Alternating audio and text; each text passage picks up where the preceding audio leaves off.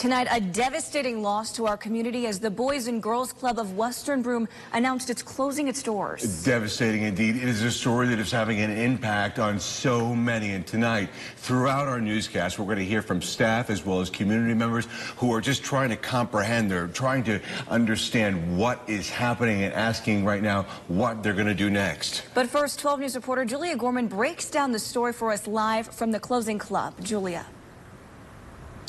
That's right, guys. Definitely a devastating loss for community members as the club behind me here closes. When we arrived on scene just a couple minutes ago, actually, there's now a new sign on the door that reads closed. Now, when we spoke with a member of the board of directors, he says there's a couple of reasons why the club is closing, many of those having to do with money. Now, Christopher Roma on the board of directors tells us the decision was made at an over 2-hour-long board meeting that happened last night, but this closing has been in discussion amongst the board for months now. He says he's been on the board for the last 3 years and financial struggle has been an issue since he started.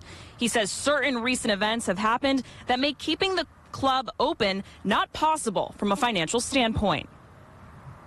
Some of that relates to a lack of donors, others to reduce fees in certain programs that we're running and increase costs here at the building. Our other top story tonight at 6, a local landmark no more, and the community's children left in the lurch. This after the Boys and Girls Club of Western Broome abruptly closed yesterday. Parents are left wondering what's next for their kids. 12 News reporter Josh Rosenblatt explains why they're so upset tonight. $1,300 for a single mom, that's a lot. Take a moment and put yourself in their shoes. For the rest of the month and for the rest of the school year, I have no idea what I'm going to do. Parents who thought their children were well taken care of. I actually prepaid up until about mid-March, so right now I paid about $1,300 for my kids for the after-school program. Suddenly left in the dark at the very last minute. I think the timing of this just coming out a week before school on a holiday weekend, leaving us scrambling for answers. Not only were they not informed of the decision to close the Boys and Girls Club of Western Broome County. I actually found out on the Facebook page for Wbng yesterday, and it kind of just blew up from there. But parents didn't even know if they'll be refunded for what they've already contributed. It's stressful. It's taxing.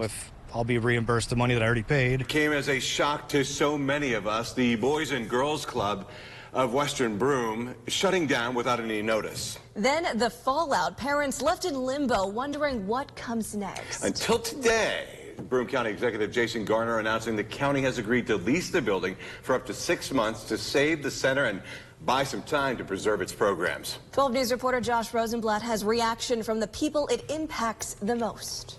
If I've got the time on my hands and I have the expertise, I might as well offer it. The community roots run deep here in Endicott. When I was a kid in the 50s, before they actually built this building, I was involved with the Boys Club as a kid. Then my kids actually went here as well. So deep, the closure of the Boys and Girls Club of Western Broome threatens to tear at the very fabric of this community. That's our most at-risk group of children who really relies on these programs to have a safe place and good influences and people who care about them. Programs like Life is Washable, otherwise known as the Magic Paintbrush Project. We provide services for individuals with developmental and physical disabilities, intellectual disabilities, and family engagement programs. Programs whose services are not only crucial, but hard to replicate. We kind of fill a gap and a need that's not really met. It's expected that nonprofits will struggle to make ends meet. Financially, it was always difficult to keep your head above water here. But the situation the club has found itself in now has left its future uncertain. If we all run around reacting, it's going to be a short-term thing.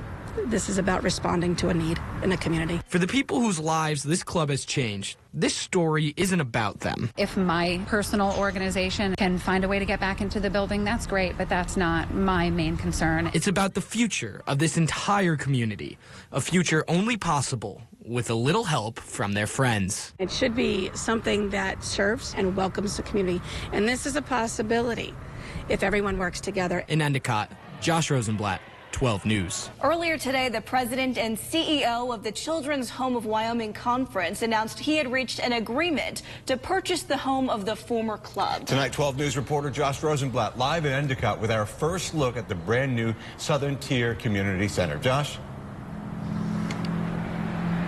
Well, guys, they say when one door closes, another one opens, and the agreement reached today with the children's home taking over here means these doors you see behind me will stay open for a very long time. Day for Broome County, great day for Endicott, great day for Western Broome. The closing of the former Boys and Girls Club of Western Broome sent shockwaves across the area. This was the Thursday before Labor Day weekend, and school was ready to start on Wednesday. So as a family member, as a family who has children going to these programs, what panic could have set in? But now there is finally a plan in place to fill the hole left behind. There are people that know how to support kids, know how to support families, and just like they've been supporting families for a number of years in the programs that they already run, they're going to be supporting families out here in Endicott. The club closed its doors on August 29th, just 6 days before the start of school. Within a week, we had meetings with all of our stakeholders. The next day, 12 News told you about the lawsuit alleging abuse at the club in the 1970s. 2 weeks after the club closed, the county held a press conference announcing it had reached a lease agreement to keep the lights on at the club. But that lease was never signed. We didn't need to. Ultimately, we were able to get somebody to come in. I first found out the children's home was interested in buying the building back in October. But when I asked the president and CEO about it, he told me that wasn't true. Frankly, why did you lie to me at that point?